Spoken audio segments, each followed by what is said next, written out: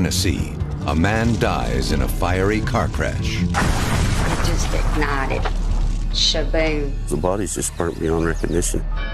A week later, his family starts getting phone calls from the grave. That's not possible. We buried the man. Then, another man is missing. Charlie was dead. I know it. Police think there's a connection. We was all out to have a good time. What really happened that fatal night?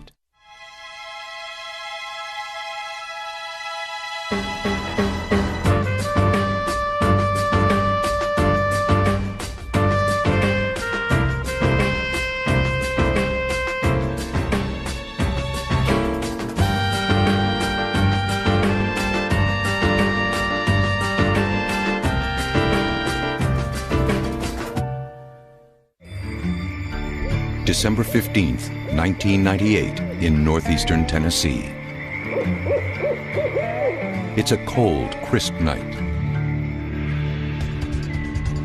Suddenly, along a winding country road, a car crashes over an embankment.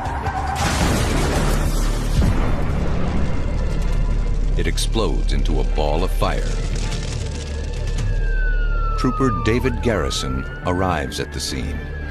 I arrived there, it was around 9:15. Arrived to a car still smoldering with the fire and rescue crew, trying to get it extinguished. The fire is so intense that the driver doesn't stand a chance.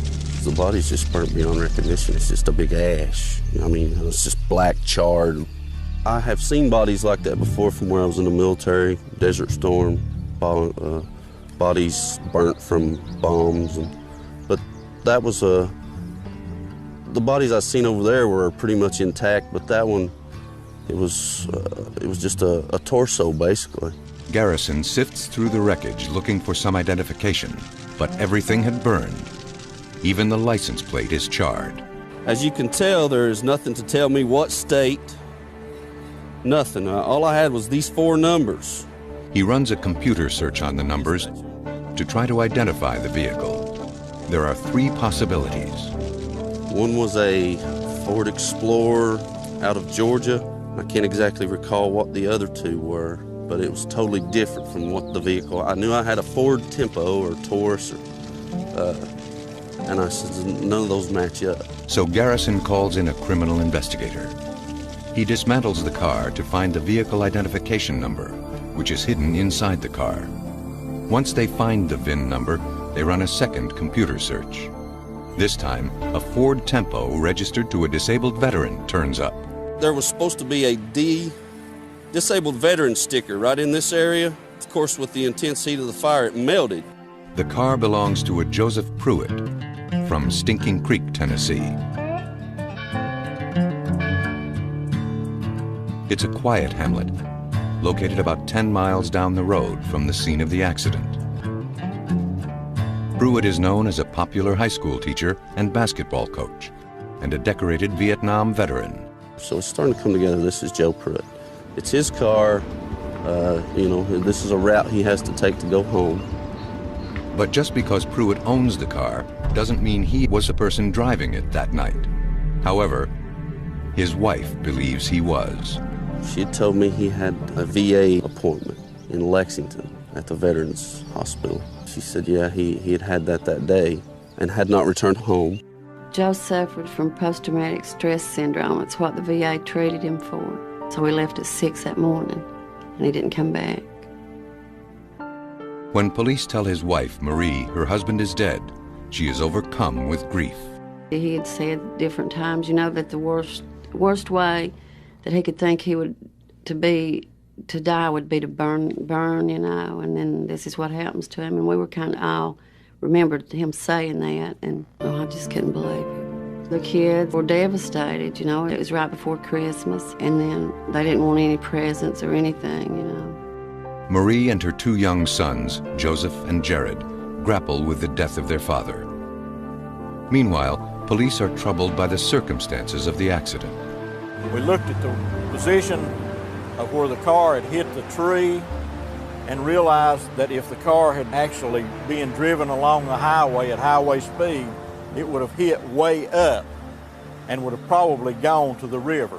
I mean, it's just a car over the bank, like it was just placed there with a helicopter. I just felt there was something not right.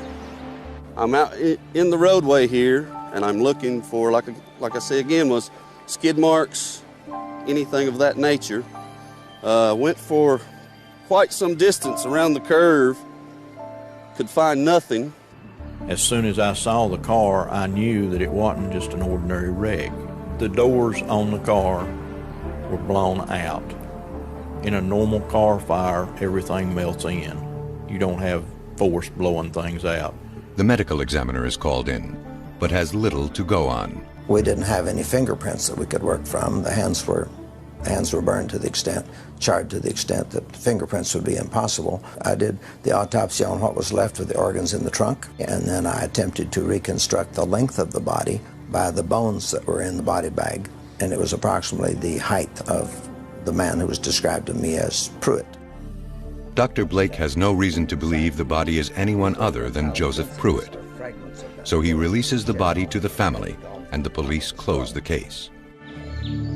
On December 20th, 5 days after the crash, Prewitt is laid to rest.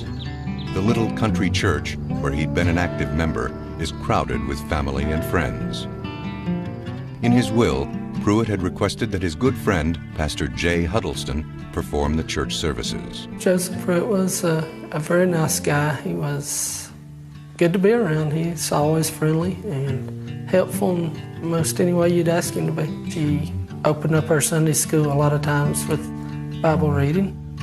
I was grieving. It's kind of like a bad dream and you want to wake up, you know. Then, a week after the burial, several family members begin receiving eerie phone calls, which made them wonder if their beloved Prewitt was really dead. That's next.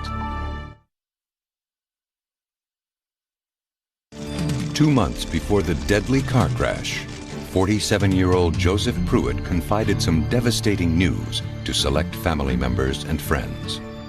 As we talked, he began to tell me that he'd been to a doctor at the VA hospital in Kentucky, and they had told him that he had a brain tumor and had less than a year to live. He told me he didn't want me to discuss it with anybody. He said, I don't want people to feel sorry for me. Oddly enough, Prewitt's wife Marie says Joe never told her about the brain tumor, but he did reach out to his 20-year-old son, Jody, from a previous marriage. Before Prewitt died, he asked Jody to oversee his will and distribute his insurance policies. The will states that in the event of Prewitt's death, an attorney named Taylor Davis will notify Jody and give him further instructions. A week after the tragic car accident, Jody receives a call from Taylor Davis. He is stunned when he hears the man's voice. He is sure it's his father. Jody immediately calls the authorities. The day that he got the first phone call, he was shook so bad that he just about passed out. This is what he told police. As soon as he spoke one word, as soon as he said something, I knew it was him. There was no questions, no ifs, ands, buts, nothing. Could Prewitt really be alive? Lots of times, it's hard for a family to come to grips with the fact that they've lost a loved one. If you can't look at them and see them laying there dead as they lived, it's hard for you to accept the fact that they're gone. Still, the police aren't taking any chances. Detectives immediately reopen the investigation. What they discover about this model citizen surprises them. Joe Prewitt was pretty much a con man all his life. It seemed like that whatever he had was never enough. He always wanted more. His friend, Bobby Canada, says he got what he wanted by using his charm. He was real suave and real debonair the way he talked. He was just, he was real friendly. Real friendly, a guy you could like easy. He was a person who, as we say in the mountains, took on airs and wanted to have a status in the community and presented himself as being a person of status and professionalism. It turns out that Prewitt's teaching certificate was falsified. It states that he had graduated from a local college. He just put in courses for each semester and gave himself grades, and with Xerox machines and copiers, he was able to make it look semi-realistic, and somehow got a hold of a fake stamp or made one up on his own that it was certified and sent that into the state, and on its face it looks pretty good. From 1979 to 1984, Prewitt taught math at the local high school. But one former student tells District Attorney Paul Phillips that Prewitt failed as a teacher. She said he never actually taught a single class. He would just tell them to look at their book or whatever. And of course, these children, they're not raised to question authority. They're proud of their school. They're hesitant to complain about a teacher. Especially a teacher who had coached the girls' basketball team to statewide victory. He went to the state championship for the first time in a great number of years. 3 years after being fired for lying about his teaching credentials, Prewitt lies about his military service and manages to collect $30,000 a year in disability. He forged his discharge from the military and placed on there that he was recipient of numerous Purple Hearts and Silver Stars, when in fact he was merely a mechanic in Vietnam and really wasn't in the combat role. He was probably drawing a bigger disability from the U.S. Army than most people make working for a living. Then, investigators discovered that Prewitt began taking out various life insurance policies in October of 1998. 2 months before the crash. The policies total $1 million. There were about 10 different policies. Now, the bulk of the money only came from 2 or 3. Some of them were for very small amounts that you just get out of a brochure that came in the Sunday paper. Others were for small amounts where you would get when you opened a checking account or had a loan with a mortgage company. I knew nothing about him. He had told me at one time that he had insurance, that if anything happened to him, the house would be paid for. And I don't know what amount that was. On a call tape recorded by an insurance company, Prewitt is heard checking on a policy he took out for $200,000. When the agent tells him that he can't find the policy on file, Prewitt is obviously annoyed. So I'm not covering until the first premium is made. Well, I'm just very upset that when I called before and that it wasn't taken down then. Well, something happens to me. It only takes about 2 to 4 weeks for it to go into force anyway. According to Prewitt's will, his son Jody is to keep $200,000 for himself and put $220,000 in cash in a post office box addressed to Joseph Prewitt. The purported will really wasn't executed according to Tennessee law. It was handwritten, and this particular thing directed people to do stuff that normally wills don't direct. You don't put in there, well, take cash, go put it in a post office box. My dad was like that. He was weird. Like, he handled things so weird that it was just, you just accepted it was his way. Me and my dad had never been really that close, and I felt that this was kind of like a bond to bring us together. His dad is here saying, I love you, I'm about to die, I have this inoperable terminal cancer, and I'll be dead, in a short period of time, and I have all these insurance benefits. Now, Prewitt is dead from a car crash, not a brain tumor. I was almost relieved for him that he supposedly died fast so that he wouldn't have to deteriorate and go through all the pain that he was going to have to face. Just a week after his death, other family members also get haunting phone calls. They decide to record them. In this taped conversation, a man calling himself a state attorney Taylor Davis talks to Prewitt's sister about getting the death certificate. Is there anything that we can be doing to hurry anybody up with a death certificate? Yes, they are. So that's where his wife would come in. His wife could help us. Yeah, that's the reason I suggest her when they turn the body over. The certificate should have been there. Right then. 99% how it goes. They're under a 6 weeks obligation because they've already delivered the body to the funeral director. Police come to believe that the caller is Prewitt himself, who is obviously still alive. He was trying to prompt them to put pressure on whoever here in Campbell County that needed to be pressured to get this death certificate done because he wanted that money. He was trying every day. He was just pacing the floor waiting till he made that big lick. He was going to be a millionaire. He's a tremendous actor, but he's not a good enough actor to disguise his voice well enough to call from the other side of the grave and not have people realize this is our dad calling. If in fact the phone caller is Joseph Prewitt, where is he? The phone company was contacted, and what's known as a trap and trace was put on all the phones down there. So no matter which one of the family members he called, we were going to be able to trace it. On January 7th, 1999, almost 3 weeks after Prewitt had supposedly been buried, they traced the calls to this apartment above an antique shop in Corbin, Kentucky. It is only an hour's drive from his home in Stinking Creek, Tennessee. We watched the house for approximately 2 hours before they got all the paperwork done to come to actually knock on the door. When they do, a woman answers the door and tells police Prewitt is in a bedroom. There, he surrenders. He didn't say anything. He was passive. He knew he was caught. When Prewitt's friends and family hear that he is alive, they can't believe it. My sister called me on the cell phone. She said, Joe Prewitt's alive. I said, yeah, right, and that's not possible. We buried the man.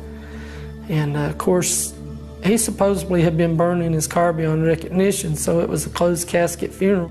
And when police tell Prewitt's wife, Marie, that he was found hiding out in a woman's apartment, she is actually relieved. We thought it's a miracle. I guess they expected me to be angry at Joe, but I wasn't. Because during this whole time, I just, I've been praying that it was all a mistake or, just a bad dream. Prewitt is charged with faking his own death. He just kept saying he didn't remember, that he didn't do it. And I wanted to believe, that he didn't remember what had happened. A few months before all this happened, he would get up in the mornings and ask me what day it was, and he would say that he didn't remember, or if he'd been somewhere the day before, he didn't remember where he'd been. With Prewitt alive, the mystery deepens. Who is the dead body police found in the car? That's next.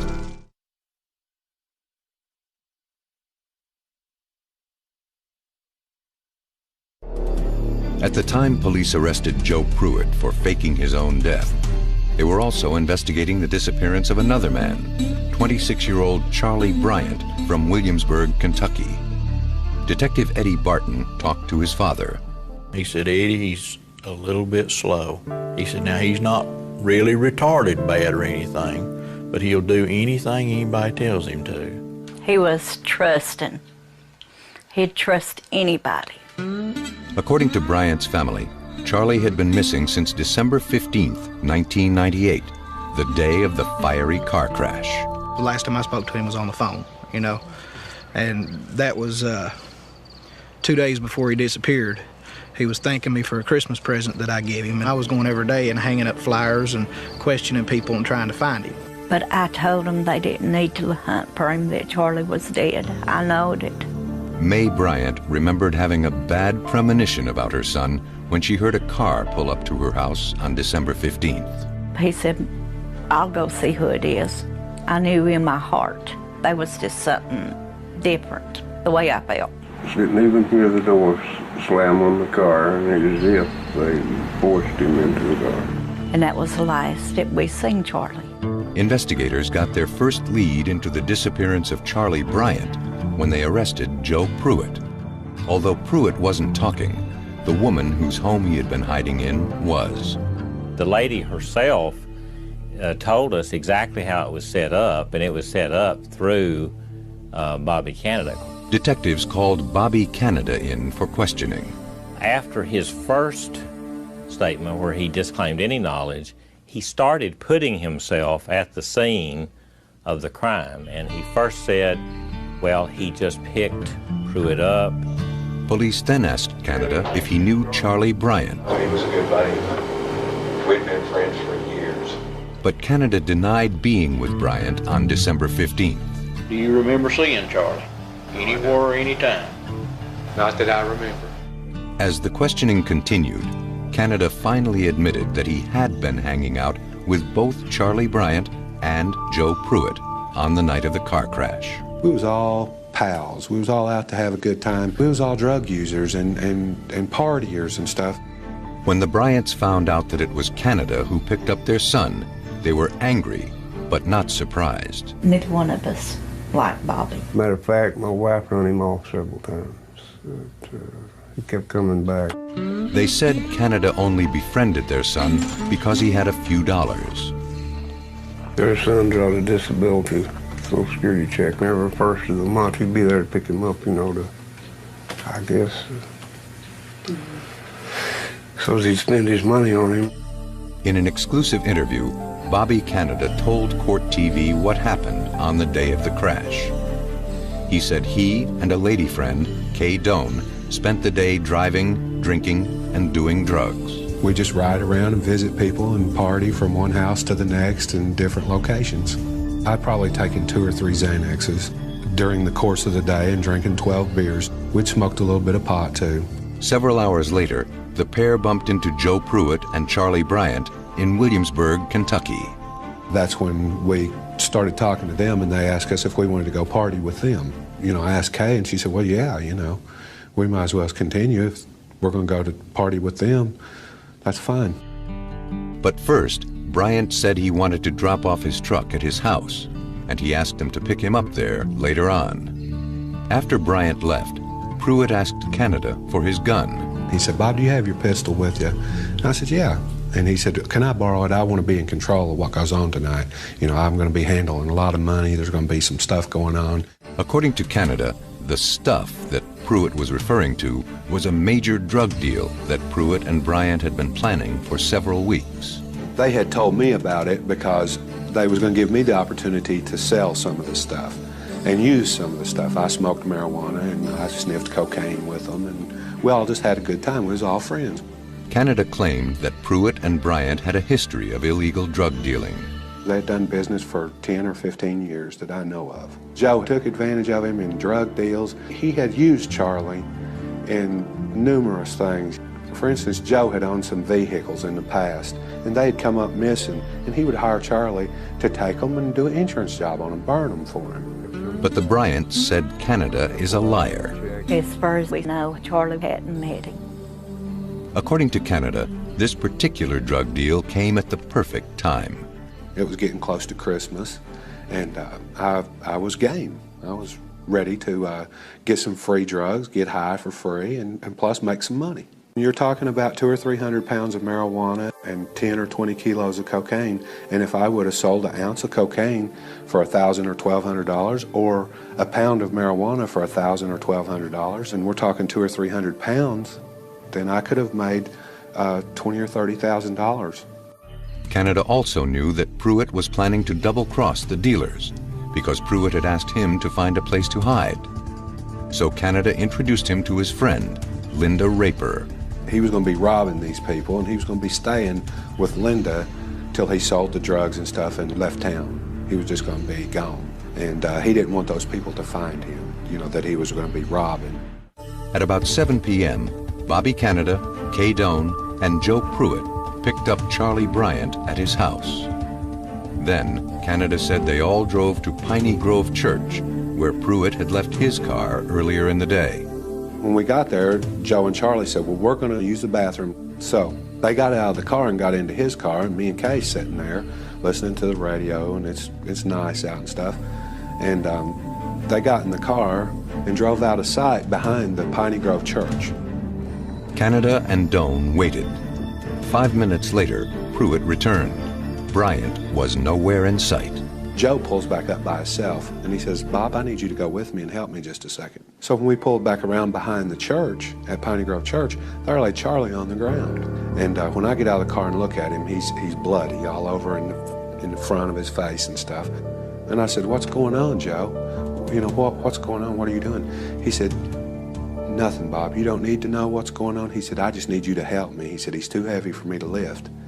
Well, at that time, I'm in shock. And Joe's picking him up and dragging him over to the car, and he's like, are you going to help me or what? Canada said he helped Prewitt put Bryant in Prewitt's car. He's ready to go, and he says, follow me on to Jellicoe. And I get in the car with Kay, and I'm feeling real crazy, you know, in shock. And Kay, she didn't know nothing about what was going on. She's still having a good time listening to the radio. We're still going to party as far as she knew. In Jellicoe, Tennessee, Prewitt pulled off the side of the road while Canada watched in amazement. Well, by the time I pull around in front of him and look back, he's let his car go over the bank. Just lets it drive over the bank. It was in, you know, it was running and everything. He and Doan watched as Prewitt set his car on fire with Bryant in it. It's just, whoosh, catches on fire, and he pulls my door open. It's a little four-door car, and he jumped in the back seat, shuts the door, and says, "Let's go, let's get out of here." I said, "What are you wanting to do? Where are we going?" He said, "Take me on to Linda's. You know, let's go on to Linda's." Why would Prewitt commit a horrible crime like this? His wife said she doesn't know. It's hard to believe that somebody you live with and that your kids are with is capable of doing anything like that. I wish I knew what happened. As far as I know, nothing would be desperate enough or to give anybody reason to do anything like that. But she did wonder if her husband was having an affair. He was gone a lot, and I just believed he was seeing somebody. That's what I thought. We didn't have a perfect marriage, and, you know, we talked about divorce. We'd been separated and everything. But as far as hurting anybody or doing anything like this, I never thought he was capable of it. Throughout it all, Canada claimed he knew nothing about Prewitt's plans of faking his death and collecting $1 million worth of insurance money. He believed a drug deal was supposed to have taken place that night. And he doesn't accept any responsibility for the death of Charlie Bryant. All I know is I didn't kill the boy. You know, I didn't hurt anyone, and I want to make that point clear. I had no idea that he was going to kill Charlie. My involvement was just being at the wrong place at the wrong time. But police said Bobby Canada was Joe Prewitt's right-hand man. He furnished the weapon that allegedly killed the Bryant boy and furnished transportation for Joe. So he was in it, the whole thing. He's already in control of the situation. He has my gun. You know, he's already shot Charlie. What am I supposed to do? According to Barton, he should have called the police. And I said, well, what about your buddy? When they started looking for Charles Bryant, I asked him why he didn't come forward, and he said he was afraid to. Where I live way back in the country and the people that I've dealt with and stuff, if you know about something, you don't snitch on people. You don't tell on people because you know and I know what the story is. Snitches die. On January 8, 1999, police arrested Bobby Canada as Prewitt's accomplice in the murder of Charlie Bryant. A few days later, dental records confirmed that the burned body originally thought to be Joe Prewitt was indeed that of Charlie Bryant. And when Dr. Blake re-examined the skull, he determined that the cause of death was a bullet wound to the head. I didn't see the gunshot wound initially because of the burning and the fractures around the forehead and face. But who pulled the trigger? I did not hurt anybody. I haven't harmed anyone this whole time, in my whole life. You know, I've been in a few arguments and a few fights and stuff, but I've never hurt anybody. As far as beating somebody up bad, never. Bobby Canada insisted that he had nothing to do with the murder of his friend, Charlie Bryant. But Kay Doan, who was with Canada the day Bryant was killed, said he's lying. In March 1999, Doan became the prosecution's lead witness in a grand jury proceeding to determine who would be tried for the murder of Charlie Bryant. Now, did you see Mr. Canada here in the courtroom?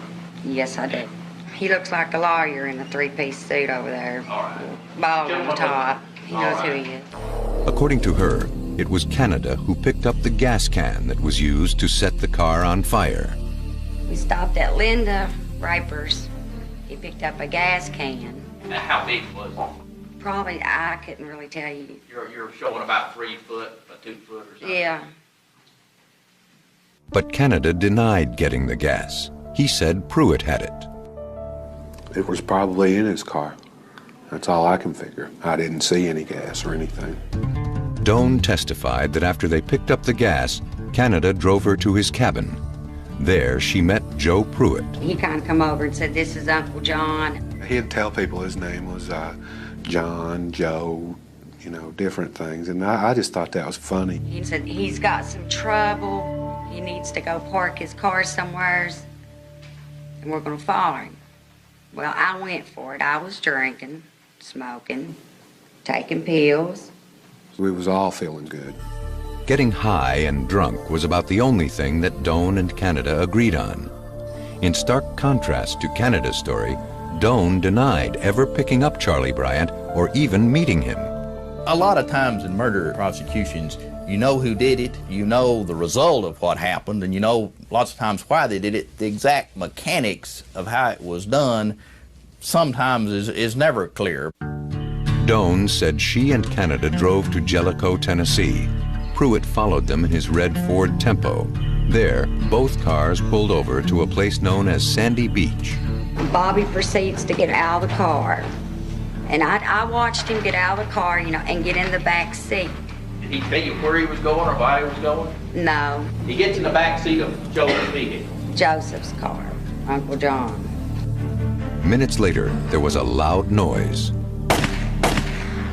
I heard 2 shots. But, you know, I was playing with the stereo. I never thought nothing like this would ever was going on. Doan claimed she never asked Canada about the shots, but she now believes they were the shots that killed Charlie Bryant. We independently verified from a resident that along in this time frame, she heard 2 shots in that general area. But there was a problem with Doan's testimony. She said she never saw Charlie Bryant on December 15th. Did you see any other people other than Joe and Mr. Canada in the car? No. Even though she never actually saw Bryant, prosecutors claimed hearing the shots was incriminating enough. Kay Doan's testimony at the preliminary hearing puts the place of killing at the car. After hearing the gunshots, Doan recalled Canada getting back in his car with her and driving a half-mile down the road. We pulled over to the left hand, and then Mr. Prewitt, he like just swerves his car like he's going to go down a bank, and it stopped. I said, "What in the hell is going on?" Bobby said, "No, don't worry, Kay, no problem. It's just a little insurance job." And that's when Bobby gets the gas can out. Him and Bobby pushed the car on over. No, I was in my car the whole time. After they complete splashing the gas on it, what happened, Lee? It just ignited. Shaboom. It freaked me out when I seen the car go up. I mean, I was drunk, but it woke me up a little bit. I had no clue what Joe Prewitt had planned and was going to do and everything. Joe had all to gain. I had nothing to gain. I had no motive. Prosecutors disagree. Our theory of the case, which we think is substantiated by the evidence, is that part of the money to be placed in the post office box was going to go to Bobby Canada. After the car was set on fire, Doan said that Prewitt jumped into Canada's car. She noticed that he had singed his hair and mustache. I thought I was just an eyewitness in a arson. I never dreamed of eyewitness in a murder. Then she said they all headed to Corbin, Kentucky, to Canada's friend Linda Raper's house. That's where Joe hid until his arrest. Doan was granted immunity for her testimony. Canada said that she turned against him because she was pressured by the police. They arrested her and told her that I had blamed her for the murder of Charlie, and that's when she got mad and aggravated. Is Doan lying to hide her involvement? During cross-examination, the defense pointed out that Doan had either lied on the stand or lied to police about whether she saw Bryant in the burning car. Do you recall telling the police officers in these statements that you saw 2 heads in the car? I recall saying it, but I was wanting to, in my mind, I was wanting to see it so bad because I was so angry with Bobby and Joseph for putting me in this situation. Doan said she didn't lie to police. She was confused. Buddy, let me tell you something. There's so many of them asking me questions, and my brain was so scrambled, I could not believe that I was put in the middle of something like this. This threw me into shock. After I got my head together, I know what happened. She actually didn't say nothing or didn't know nothing. Everything she said was made up. Bobby Canada said his version of what happened was the truth, and he took not one but 2 polygraph tests to prove it. I told them no, that I didn't kill anybody, and they said, well, that's true. The test shows that you're telling the truth about that. Prosecutors were surprised by this information. We weren't aware that there were any polygraph tests given, and don't know when they could have been given for that matter, because he was in custody from the day of his arrest.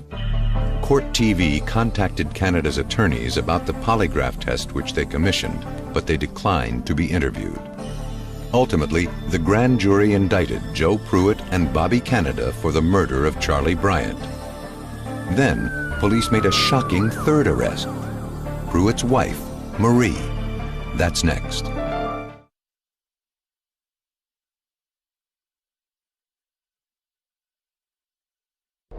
In August 1999, 2 months after Joe Prewitt and Bobby Canada had been indicted for the murder of Charlie Bryant, police make a surprising arrest. Prewitt's wife, Marie. She is charged with facilitation to commit first-degree murder and accessory to murder after the fact.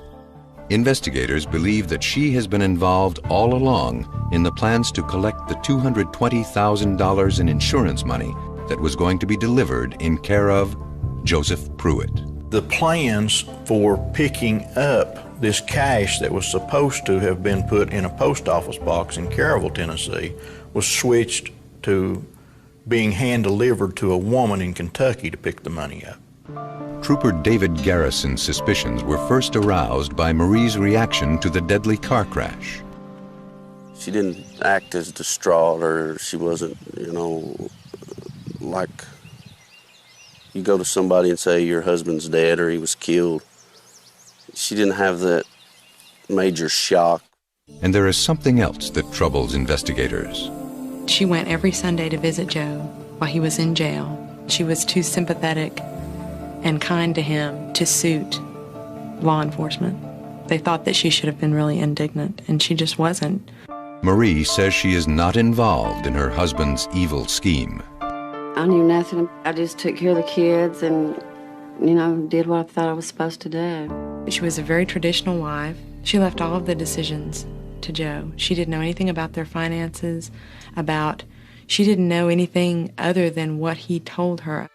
The defense says that the notion that Marie knows nothing about her husband's deadly plot is hard for the prosecution to accept, but they say that's the way it is. She had not been aware of any of Joe's criminal past or criminal involvement. I just couldn't believe that they can charge somebody that's innocent, that hasn't been involved in anything. It was a shock. They handcuffed me in front of the kids, and, you know, they'd been through enough. This was one of the most difficult emotional roller coasters I'd ever seen a client go through. Imagine believing that your husband was dead, then hear that he was alive. According to Marie's defense attorney, all the evidence against her is purely circumstantial. The reason she was charged was an effort by the state to see if she would ultimately tell them something that could be used against her husband and possibly testify against him. There is no question that Marie, like many others, was a victim of Joe Prewitt. I don't know how you can live with somebody and not know them, you know, but you can. Now, Marie is starting to have her own suspicions about her husband's guilt. And she says when Joe found out that she had been arrested and posted bond, he didn't care. He would just say things like, you know, I'm innocent too, and so there's nothing I can do.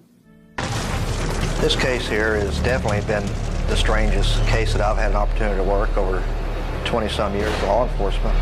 2 years had passed since Joseph Prewitt and Bobby Canada were charged with the murder of Charlie Bryant.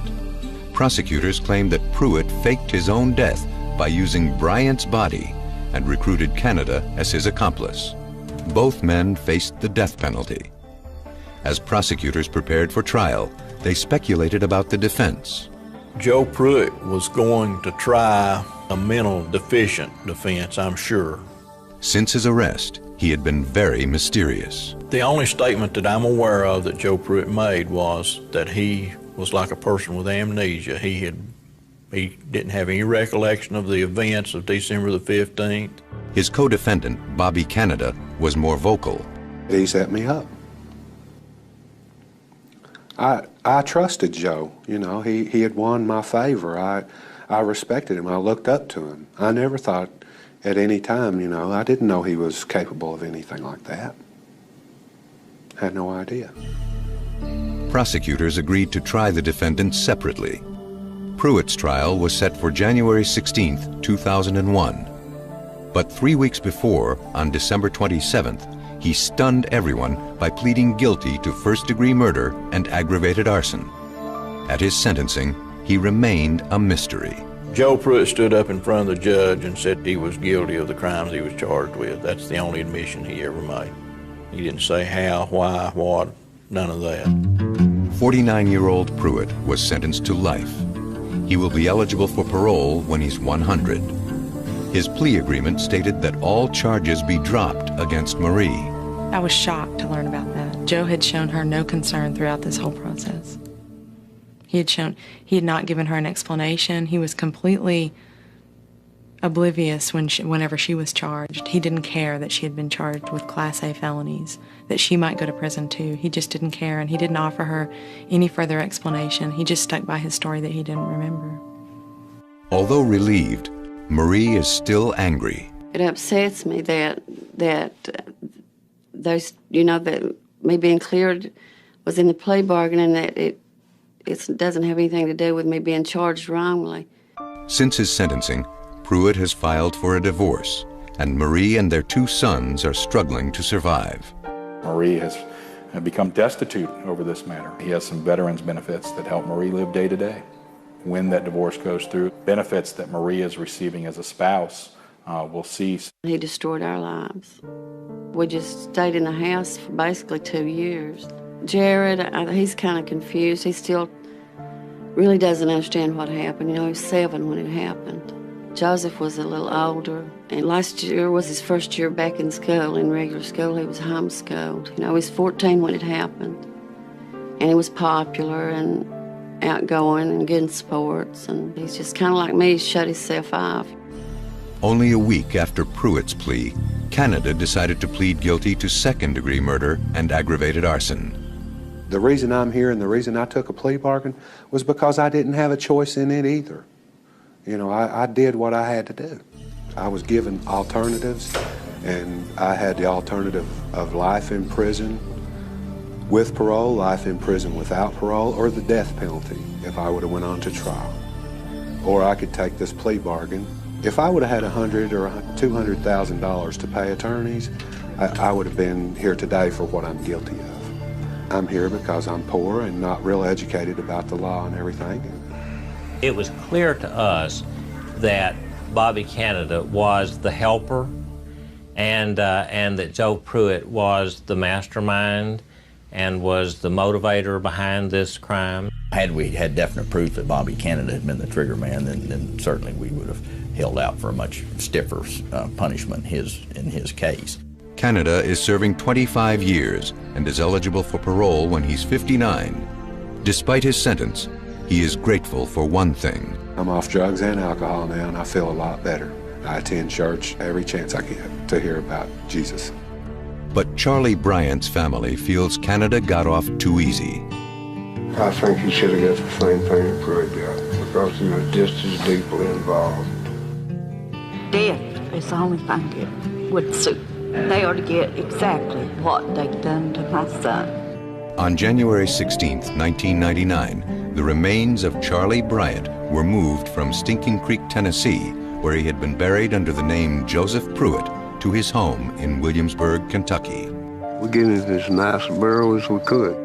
And although Prewitt will spend the rest of his life in prison, prosecutors know he came very close to getting away with murder and collecting the insurance money. But they say he helped in his own demise. Had he went to Oregon and stayed for a year and got the money sent somewhere and let everything die down, he'd had a much better chance of making this work. But he overplayed his hand. He overreached, so his motivation was greed, the oldest motivation known to man.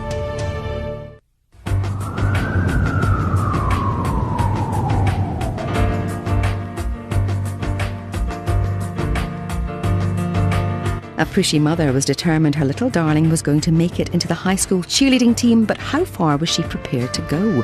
Crime Central reveals the horrifying truth next.